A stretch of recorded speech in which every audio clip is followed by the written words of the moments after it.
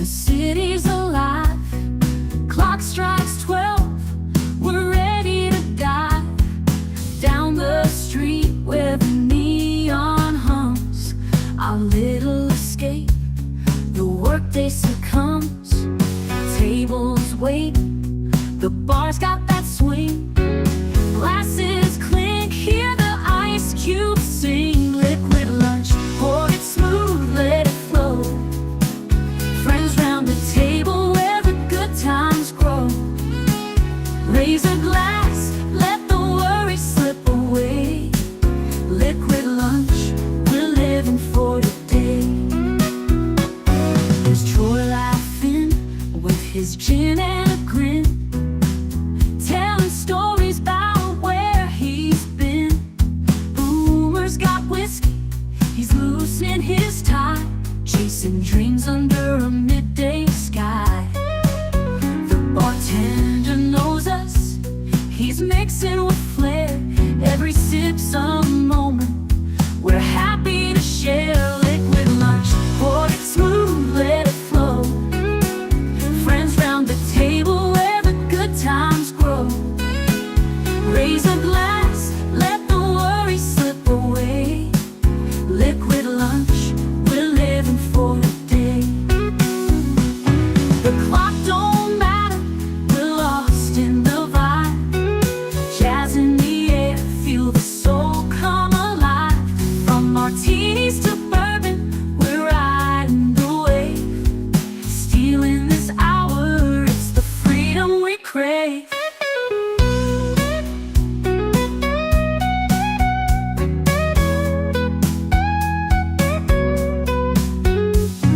Sun's still shining, but we're in our zone.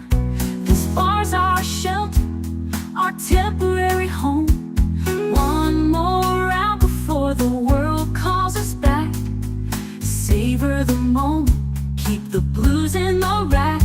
We'll laugh and we'll toast till the afternoon fades. Memories made in these liquid escapades. Liquid lunch, pour it smooth, let it flow. Friends round the table where the good times grow. Raise a glass, let the worry slip away. Liquid lunch, we're living for today. So here's to the daylight, the drinks and the fun. Our liquid lunch, till the next one comes. With a wink and a smile, we'll be back real soon. Chasing that jazz under the high noon.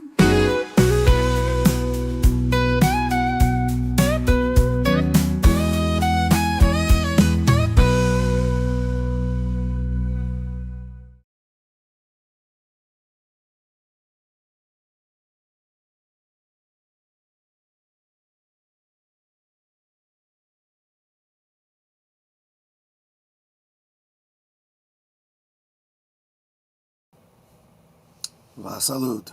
This one's a hard one for me. When I say va salud, I'm literally saying to you, to your health. And I wish all of you the best of health and the longest life that you could hope for. Today's Thankful Thursday, and we're going to talk about things that we're thankful for. And last week I talked about some dear friends, my friends in the Klingon community, one of whom that I mentioned was Evelyn Hampton. A lot of you know her from this community, and she passed last night. This was not unexpected, but it was a lot more sudden than we had anticipated. Big Al I see is in the chat already. He says, "Have a great show, my friends. I hope your MRI went well." I'll talk about that in a little bit. But apparently Big Al knew about it about the same time I did. I got a call from Mark this morning. I couldn't tell Netter about it because she was in a meeting until just before I went on the air. That's why I'm starting a little late. Sorry about that, guys. But I think besides Mark and Netter and myself, who were good friends of Evelyn's in person, I would say that Big Al was probably her best friend in the community, having done co-hosted streams with her. Saw her as the one of the maven of monsters. She was a big horror fan. But thankful for the time that I knew her. I actually knew her longer than I knew Netter. She was part of the Klingon community that I was in when Netter and I were first dating. But let me say hi to all the rest of you all. First person here was Epstein Illuminati list. We'll be talking about Hulk Hogan on Sunday, Geeky Geezers in Memoriam. That one was a bit of a surprise, although I know a lot of these wrestling guys have to deal with heart conditions because of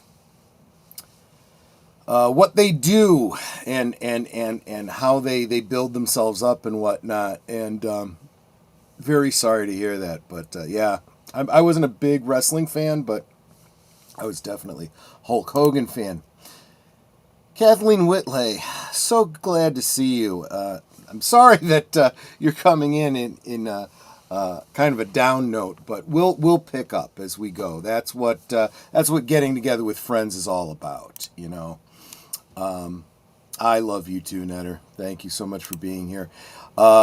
She's covering the business end. Please make sure to like, subscribe, become a member, leave a comment. Leaving those comments is so crucial. The friends are already gathering. Thank you, ussarn. That's what I need to see. Hail all, smash the like button and enjoy the show, says Jonathan Conroy. Absolutely. Super appreciate that. Booger. Good to see you, my friend. Can't say that without a little bit of a smile. Booger. Drive by, like, and share. The Mega Powers have been reunited in heaven. Yes, I heard about that. Don't know if Evelyn was a wrestling fan. That'll be interesting to find out. Mark says, trying to be thankful today. It's proving to be very difficult. It's never a good day to lose a friend. You're absolutely right. But you've got to be thankful for the fact that you knew her and that we were friends. And I know you shared a common faith with her, so you should be able to be grateful in that and take some solace. ussarn G says, I brought some snacks. That's always good. Yep. Rest in peace, Ozzy, Hulk Hogan, and Evelyn Hampton.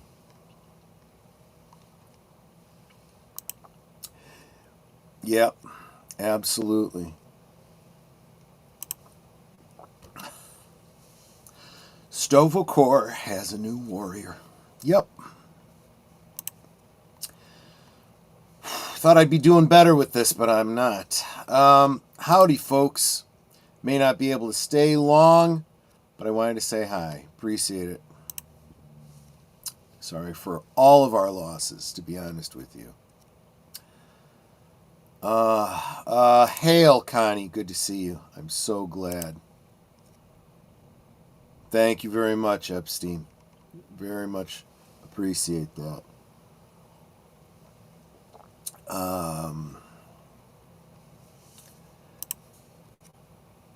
Welcome, Lester. Good to see you, my friend. VIP member. I can kind of skim through these a little bit because I see you guys talking with each other. Hey, Troy, Netter, and the chat. I'm glad I could bring you at least a small smile. See, that's what it's all about, my friend. I super appreciate it. You guys are wonderful. So, yeah, that would be the top of my list of gratitudes today. Would be the time that I got to spend with Evelyn Hampton. Didn't see her as much as I would have liked over the past 4 years. Never remember what they took from us. Good afternoon, John Doe Juggalo. I always have to say it slowly, not to mess it up. Mark says, going through past event photos. Yeah, obviously I just did too. That's what I brought up at the beginning there with Evelyn. Was an emotional thing this morning.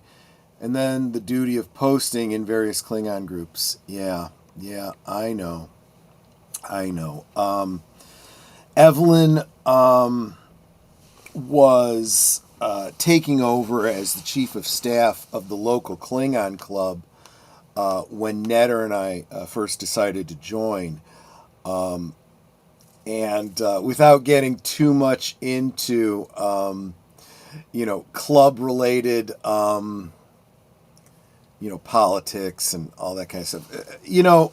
When we talk about politics these days, we tend to think, big politics. We tend to think, presidencies and, federal government and stuff like that. But it's like, it's human nature to get tribal about everything. And especially in fandoms. You want to talk about gatekeeping? Oh my gosh, things were bad. And the local Klingon club was an offshoot from a bigger national club.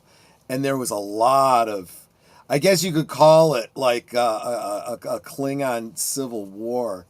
And that had happened sometime earlier. In fact, so much so that the Federation clubs wanted nothing to do with it. So when Netter and I left our Federation group, we went and started seeking out the Klingons, and this was the local one. And when you only hear one side of an issue, you only you tend to take the side of the first side you hear that you sympathize with. And that was the local group. But luckily, the people that were the most, angry and, territorial had kind of gotten more involved in real life. And Evelyn kind of stepped in and took over. And Evelyn was such a chill person. She was very much, can't we all just get along type of person. Very much practiced that whole Buddhist philosophy, right? And she lived it. She really, really did. So when it came to that Klingon stuff, she was like, we're all Klingons, right? So I don't have a problem with you. If you don't have a problem with us, don't cause any problems at any of the events that we go to. And she was the biggest one for outreach between the clubs,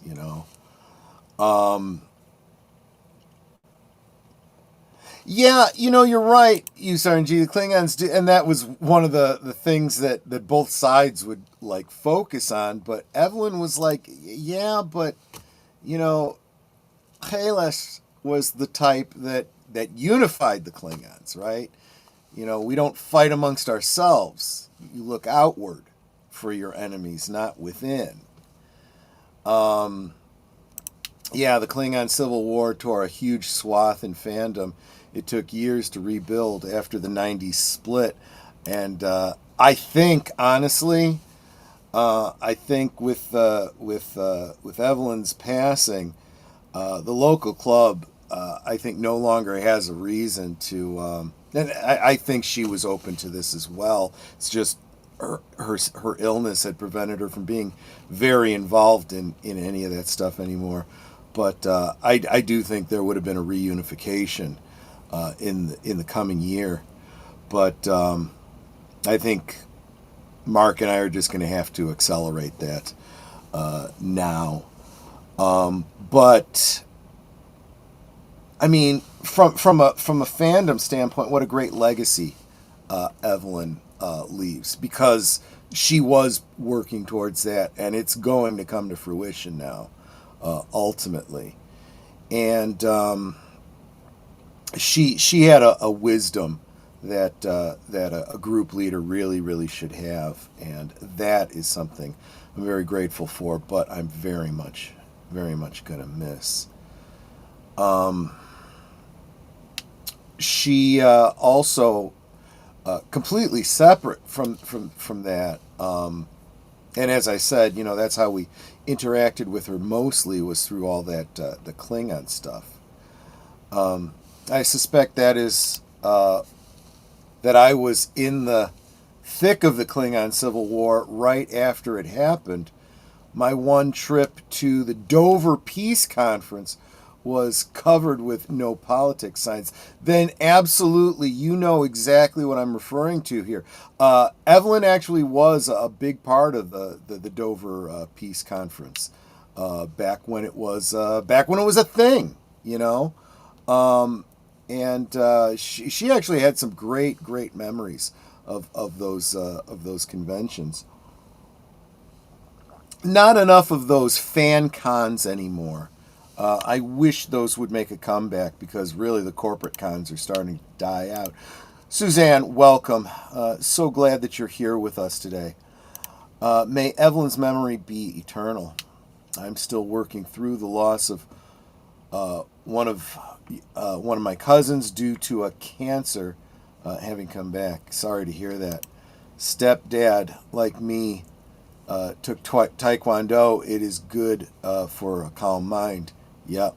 I think Evelyn, when she was a little more physically capable, did Tai Chi.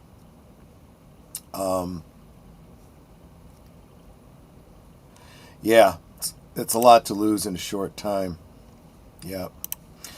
I'm going to miss being thrown in the brig every other week. The humor was shared, still makes me smile. Mark had a running joke with Evelyn because, and those of you in the community that knew her through, the watch parties on Big Al's channel and whatnot, she was really into bad movies, particularly bad horror movies. She was a big fan of the Sharknado series. We used to make fun of her. And Mark works for a retail outlet where every now and again he would see some shark-themed toy or something like that, and he'd pick it up and leave it for Evelyn to find, and you're going to the brig.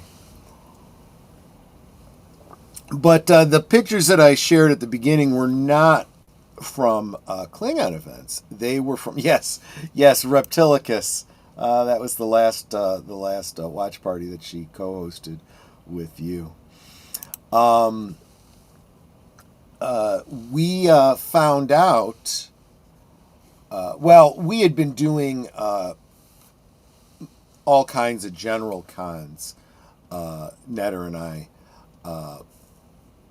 with and without the Klingons, and we were invited to do volunteer security for I'm not going to name them. I don't think they even exist anymore.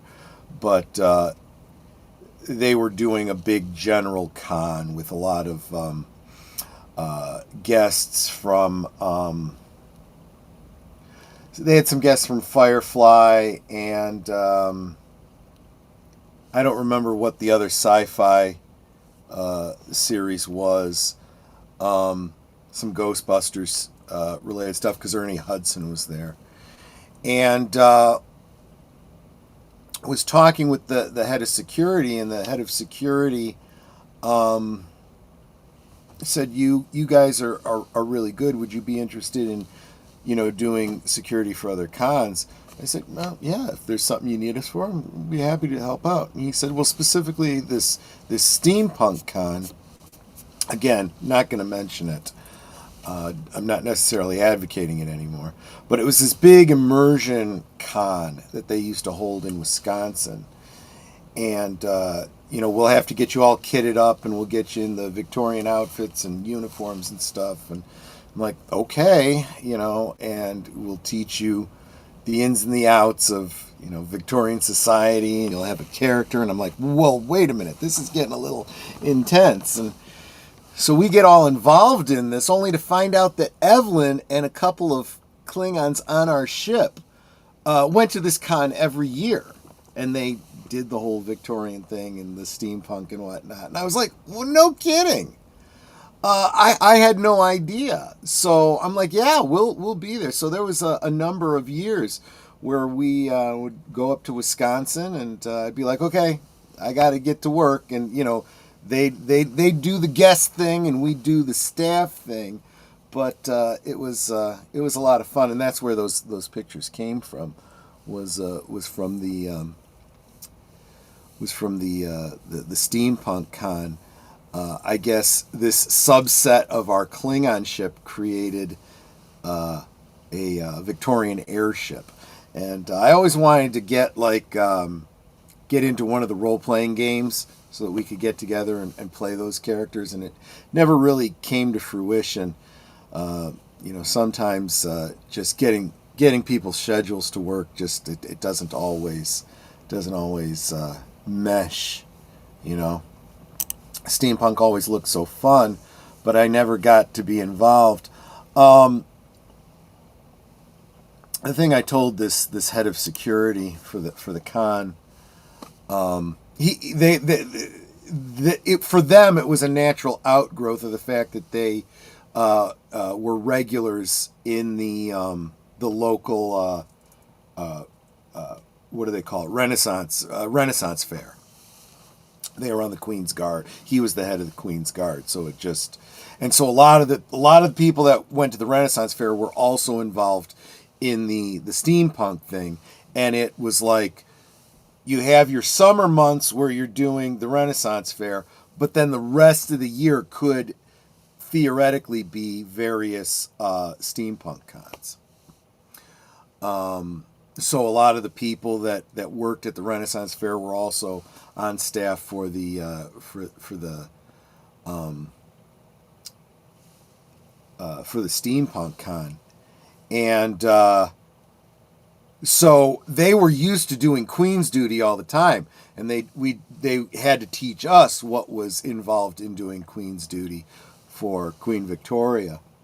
The rule of thumb is you think of the guards protecting the Queen, right? They're like, you're not here to protect the Queen, you're here to protect the dress. Nobody walks on it, nobody steps on it, nobody brushes it, nobody breathes on it. Okay, protect the dress.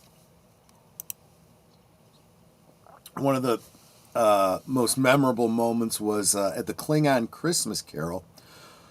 Hosted a room party at a con, and one of the actors I was responsible for went and got drunk and embarrassed the company and pissed off the producers. Yikes. Yeah, it's glad handing can be a challenge. This is Netter reminding me to stay, on schedule. So she's asking that everyone subscribe, become a member, leave a comment, and while you do that, I'm going to take a second. I'm going to run the promos just so I can refresh my drink, and we'll get back on the other side of it. You're watching Liquid Lunch, streaming every weekday at noon Central, 1 p.m. Eastern. Let's sip together. This week on Netter's Network, Netter introduces us to The Horror King, which may be the first horror-based channel on YouTube. We'll talk all things horror this Thursday at 9 Central, 10 Eastern on Netter's Network.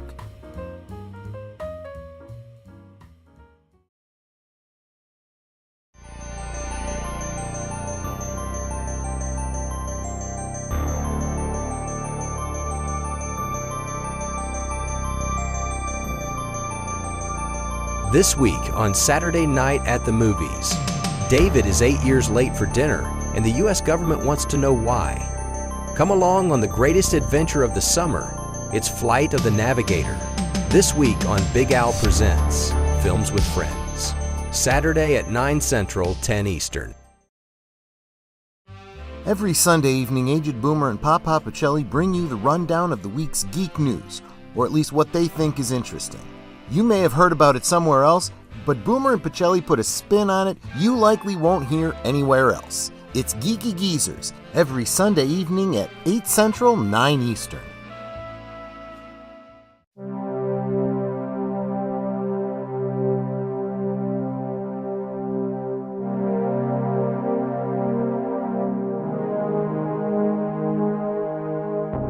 This week on Live from Sparkwood and 21, the David Lynch superfans lead us on a deep dive into the nightmarish and surreal spectacle that is David Lynch's Inland Empire, trying to help us tease out its deeper meaning. This Tuesday at 7:30 Central, 8:30 Eastern on Deleted Scenes and Affiliates.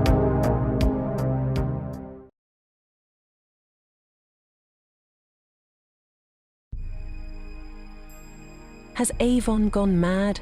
Having guided the Liberator to the man-made planet of Terminal with no explanation, he's teleported down, alone. Could this be the end at last?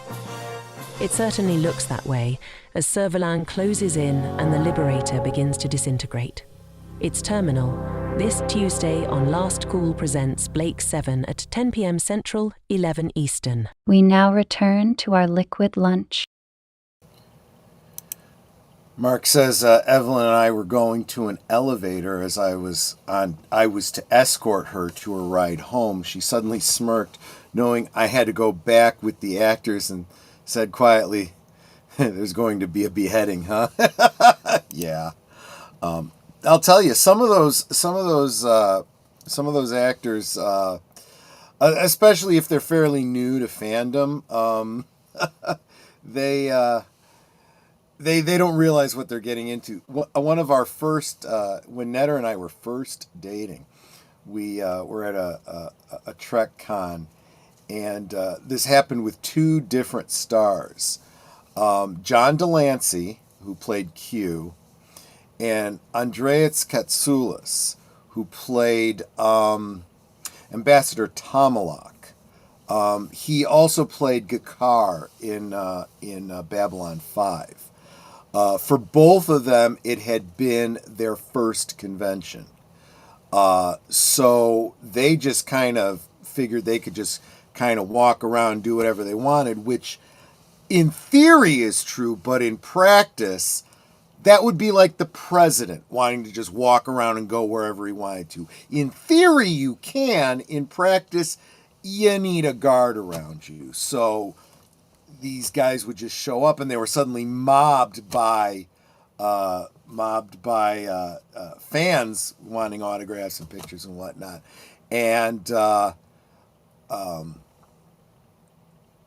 the security was, we got to know situations, we got to know each other, and it would be like, hip, hip, hip, hip, and we'd catch eyes, and we'd point, and everyone would just, make a beeline, form a perimeter. Okay. Let the man through. Autographs are scheduled for a certain time, And I just remember John Delancey. He was actually there with his son. His son ended up joining one of the local clubs. And he's like, I had no idea. It was like, oh yeah, you are a part of something. You've got fans. Get used to it. Yeah, so anyway.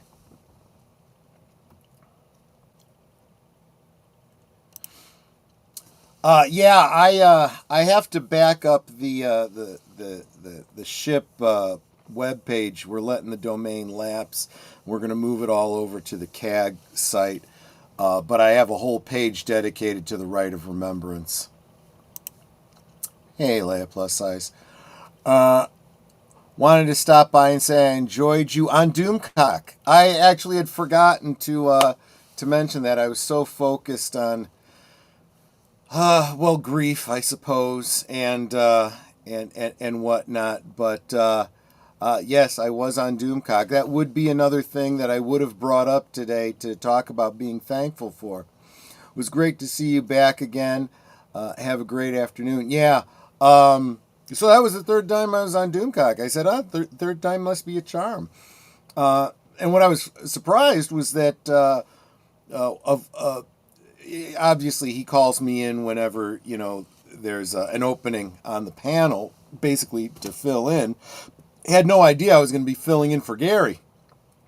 Gary escaped the prison in Xanadu, and so he asked me to fill in. And I'm like, wow, he's having me here without a handler this time. So I guess he must really trust me in Xanadu. In my years of convention security in New York City, I have had similar walkthroughs. The public area, yeah, I get it. But yeah, Evelyn was really a good friend, and I don't know how I can stress this enough. We say this all the time, and I don't think anyone ever truly takes it to heart. You never know how long you have with the people that you care about. And if you're aware of like health conditions or even just age, when you know somebody is older, look, all things being equal, if they're significantly older than you, they're probably going to pass before you do.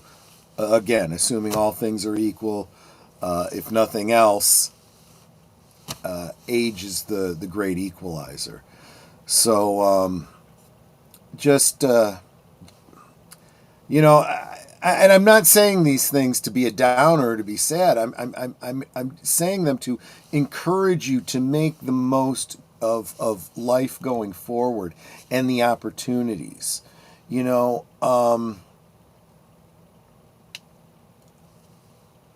Treat everyone you care about as though your interaction with them may be the last, because it very well may be. You have no way of knowing that in advance, usually. It's the rare occasion when you do. But, and I think if everyone acted that way, I think you'd even have better relationships, because you would never take each other for granted.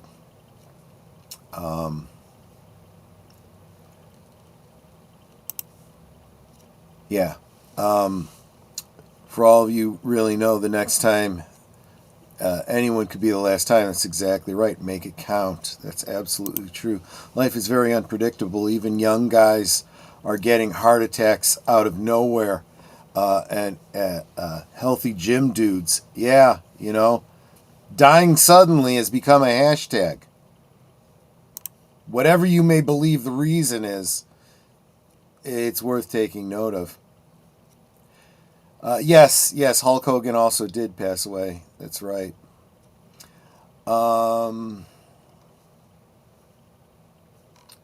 But yeah, that. So, I've been talking about wanting to do more with the Klingon stuff, and maybe I will. I am encouraged by a lot of the things that I'm seeing. We also have another article. I'm not sure if it was Nate that shared it, or maybe it was Mark. But I've got an article in for Geeky Geezers that there's an indication that this has been something that a lot of us have been speculating, but apparently Skydance has officially said that their intent is to change the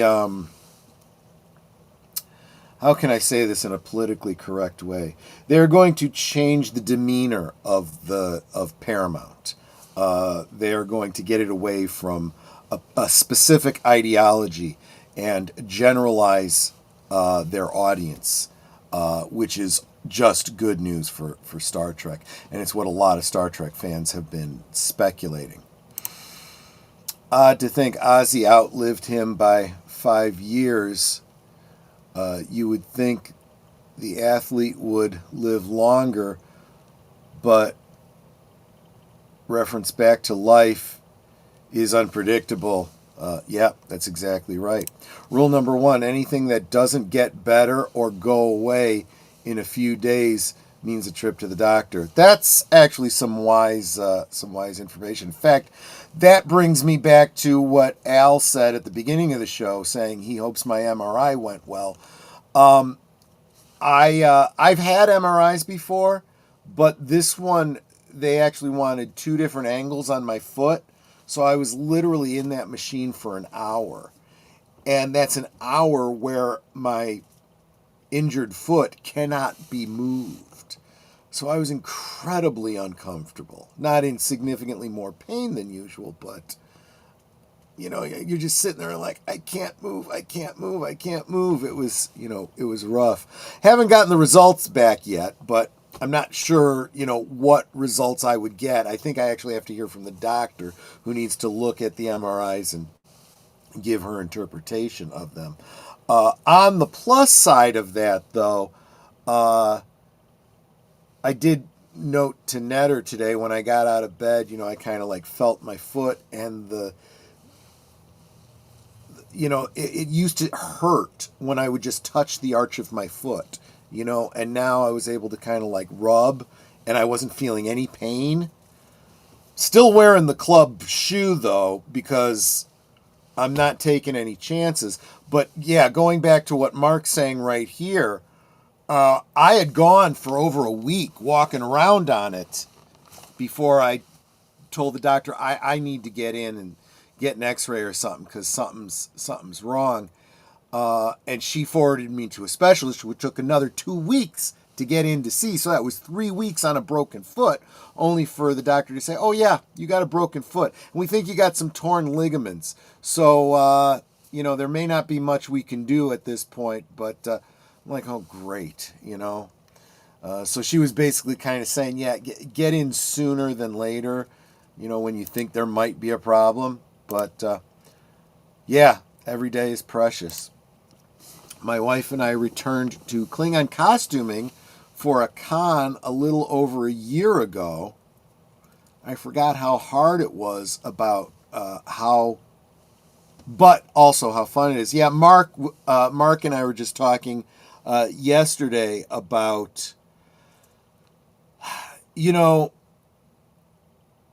the Klingons in our area, and I think this is generalizing out to more of fandom. You do a lot with all of the costuming. I mean, any cosplayer knows this. But then the makeup, the forehead, the wig, the makeup on top of that, and so forth. And we've gotten really good at it, really good, to the point where, like, I've had interactions with Michael Dorn and some of the other Klingons who are like, wow, who does your makeup? Do it myself. Wait, you do that yourself? How long does it take? About 20 minutes, maybe? He said, you know, it used to take hours, and I had 2 makeup people doing my makeup. I'm like, yeah. Well, you know, I am the makeup person, and I'm applying it to myself, and it goes a lot faster that way. And we do it very old school. It's a foam latex, you know, and with the Bondo around the edges to hide the seams, and then the stippling and everything, and yeah, but that's a lot of work. And if you have a 4-day con, you know, you get there Thursday night, you're probably not doing a costume Thursday night. You're just kind of, you know, partying with your friends. Friday, you're in full day makeup. Saturday, you're in full day makeup. Come Sunday, we started TOS Sundays, original series Sunday, so that it's just, you know, you slap on a black turtleneck, black pants, boots, the gold overlay, a belt. We're done. You know, that's it. Because I don't want to go through it all again on Sunday, especially when you have to pack up at a hotel, get everything out of there. You know, Booger, we should talk some more. Find out what you're doing, what you're into. See if you're involved in CAG out there. I'd love to know. You know, see what your kid is like. I'd be interested to know. Yeah, I sent you that. Okay, yeah. Troy was right. Yeah, Mark's always saying that, because I look at what's happening and I make predictions. You know, the older you get, the better your predictions are. And in case I haven't said hi, glory to you. Yes, exactly. This chat is bringing back memories of my doing a Klingon memorial for a good friend at shore leave in Maryland many years ago. Yeah, I did a GEEK, a Klingon ode of honor for a Klingon named Pat Ryder. We called him Kappa. He looked a little bit like Santa Klingon. He was a much older man, and he had an injury, and I don't really remember. He told the story about how he got it. I don't remember, but like a big chunk of his ear was missing, and it really looked like someone had bit his ear off. So in character, he said that, yeah, he got into a fight with a Romulan, and the Romulan bit his ear off. That was the last thing that Romulan ever did. But it was a much more mundane injury in real life. Yeah, I stood before Evelyn was there, and all the local Klingons, and I read this ode to Kappa. And what I had done was I had gotten from everyone in the club his history of all the different events that he was at and the things he had done and how he had contributed to the club. And I rephrased them in character as if all of those events were battles and all the contributions were,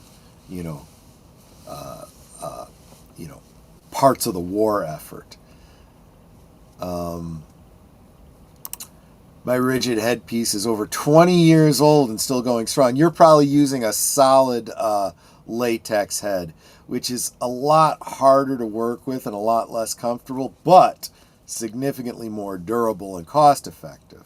I've gone through, if I had the money to do it, I would use a different Klingon forehead every event. Because foam latex does not hold up well, but it is comfortable, especially when you're gluing it down and you don't have to deal with any hair. I can glue it, the whole thing, in contact with my head, so I do not sweat underneath that thing. The ones you use, right? It probably accumulates sweat on the inside, and then you do this, and it just kind of runs out.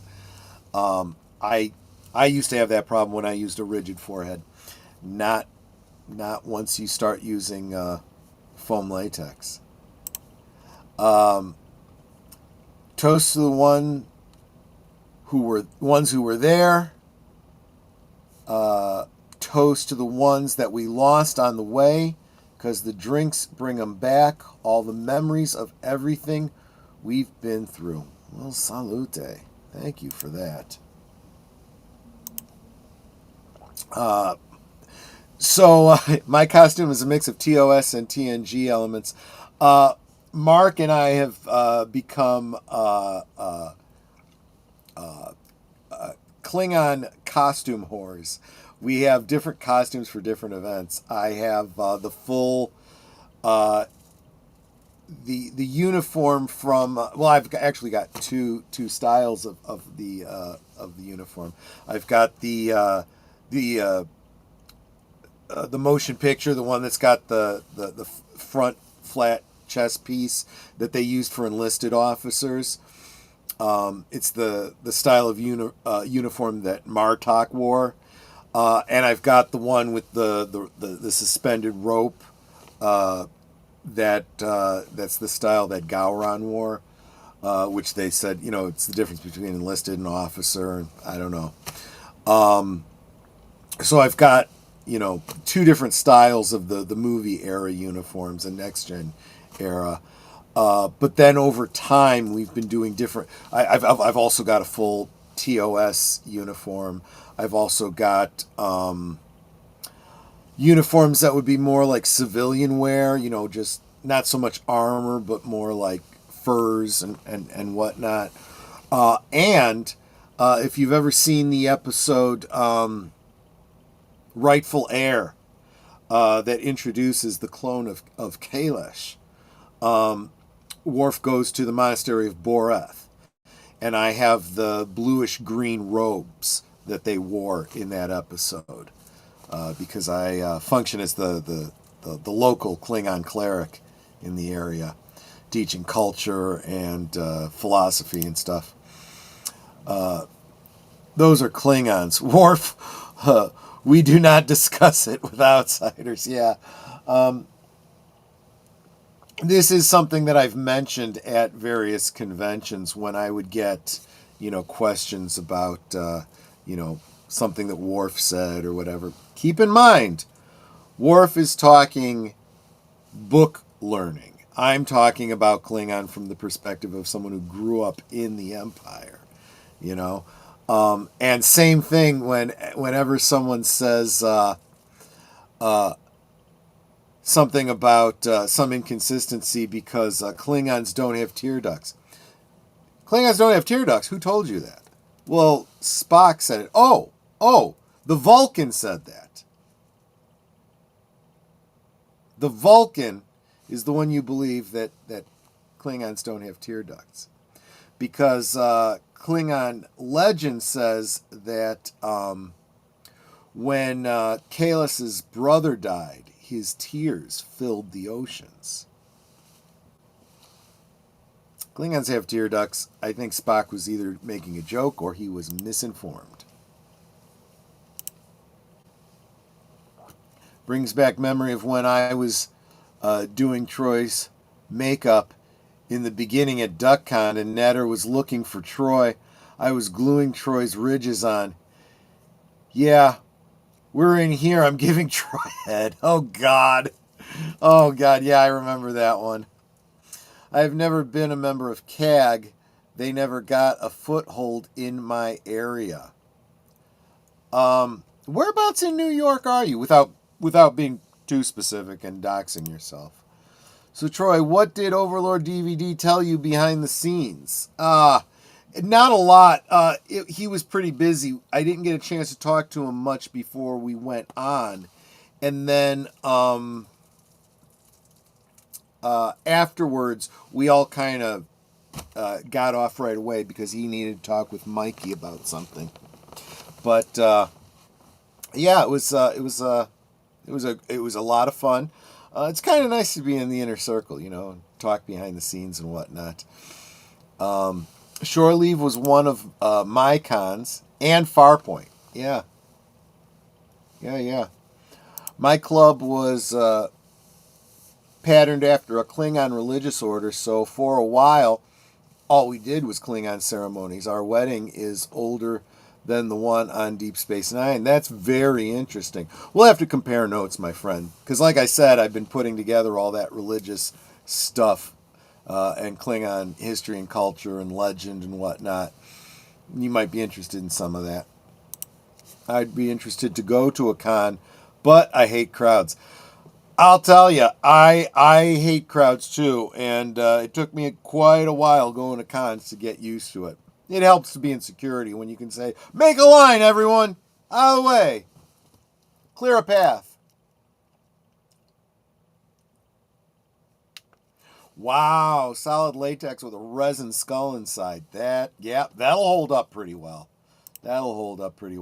But I'll bet you have a very visible seam. Am I right? It doesn't look as organic. It looks more like a helmet. I'm guessing. I don't know. I haven't seen it. Yeah, foam latex only. Yeah. Who had Chuck Mangione on your bingo card? Chuck Mangione died too? Okay. Could one of my blue wrenches grab an article and shoot it to me to remind me to get that over to Boomer? Thanks. I can't ever get rid of my TOS tank top. My wife made it for me. Well, that makes it special too. Yeah, that's another aspect of it. It was kind of nice to be able to just it doesn't matter what I'm wearing underneath it. I could just throw the robe on and go, whether I've got the forehead or not. I've made it a little more complicated since then, but there is that aspect. Although I run into the same problem that a lot of the Victorian women run into, and that's, anytime you have to go upstairs or any of that kind of stuff, I tend to trip over it. My religious robes are more like a chancellor's cloak, but in black with red facing. Fair enough. Without tear ducts, his tears could never have flown so easily. Yeah, exactly my point. Exactly my point. Next, they will say that botlets were not forged from a single hair thrust into... Well, they didn't say a single hair, remember? The exact wording is that he crafted it from his hair. That doesn't mean it consists only of hair.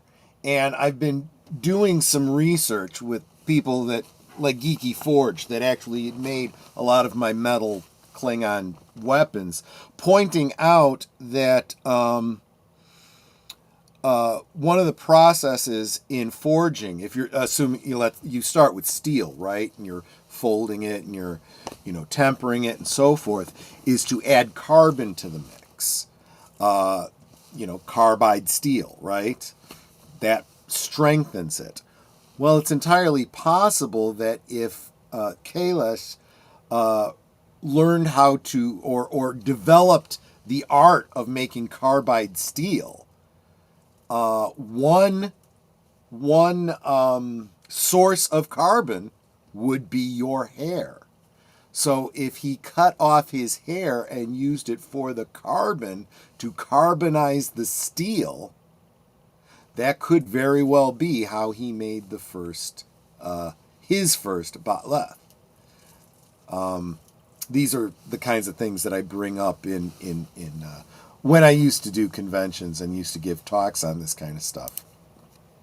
I'm not in New York, I'm in Connecticut. Okay, just north of the border, closer to cons in New York than anything in my own state. Yes. Okay, now I understand, because I would imagine there isn't a specific Klingon ship in Connecticut. If you decide you want to start one, Mark and I would be willing to help you, I'm sure. For the verse I posted, I dug out my old Klingon ceremonial book. There you go. Is that something you put together or something you picked up somewhere? When Tolk said that was impossible in Birthright, Worf looked at him and said, "For you, yes. The Klingon stories are very much faith-related. Either you believe or not." Yeah, but I would imagine that Klingons... and I've made this argument all the time, that Klingon beliefs are, I'm sure, as diverse as human beliefs. This is one of the things I talk about, because there's the followers of Kailash, but we also know that there's the followers of the Kuvama, which you learn about in Voyager. And we definitely get the impression from people like Gowron that there are those who don't hold any faith.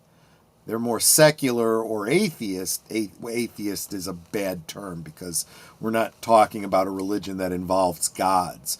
But like so many of our politicians, give lip service to a religion because it, garners people around them. Thank you very much, Netter. You put it together. Would you be willing to share that? I would love to see what you put together. I do that with, I think, everything that I can find in canon, and I accumulate with all the fan stuff that I can find.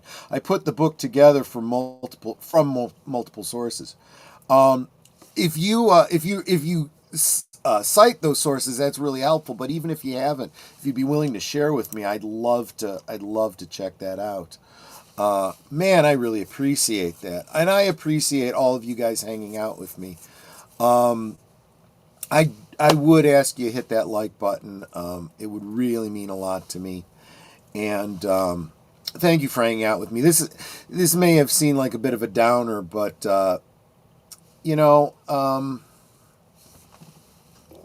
it's a part of life, right? And I wanted to share this one with you guys particularly because Evelyn was a part of our community, and I hate to say it, but it's going to happen from time to time.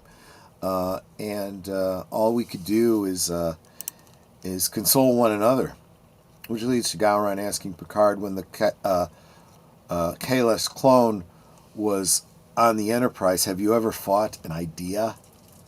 It has no body to kill. That's absolutely right. That's why the pen is mightier than the sword. I found some of my writings on another fan club's website once, and the Ptah backtracked, then being called out publicly. Yeah, I hate that. I hate that. You got to give proper credit where credit is due, especially because these are not our own IPs. This is all the property of CBS Paramount anyway, right? And anything we put together is just fanon. You know, it's not canon, it's fanon. And to the best of your ability, you should give attribution. I have, and I really should go through all of it, I have newsletters from CAG and Kai that I'm thinking about putting together in like one big almanac or something. And I'm planning to the best of my ability, cite every member that I can. In some cases, all I have is a Klingon name, so it'll require that fan, if they want, you know, their real name associated with it, to come and say, that was me, you know, so I can give that kind of attribution. Time doesn't heal all wounds. It only gives you time to learn to live with the grief. I've always said time doesn't heal wounds. All it does is layer on the scar tissue, so it hurts a little bit less. But that scar never goes away. The verse I posted was a rough translation of the Irish song from Fiddler's Green. There you go. I caught some Ptah stole my prop work photos and was offering resin castings of a knife I designed for a play. eBay shut that down real fast. Good. Troy said member. Yes, Troy said member. All right, guys, I'm going to wrap it up there. I really appreciate you guys. I guess that's really what Thursday is all about, right? Later tonight, Netter is going to be interviewing the Horror King, and tomorrow we will have a special guest on Last Call. Sir Torrin Clegane of our community is going to talk about the shared universe of daytime dramas. So I want to thank you guys all again. You guys really do make it all happen. And members, stay to the end of the credits. We want to see your name up on the screen. Take care and have a great one. Goodbye. Hope to see you again real soon.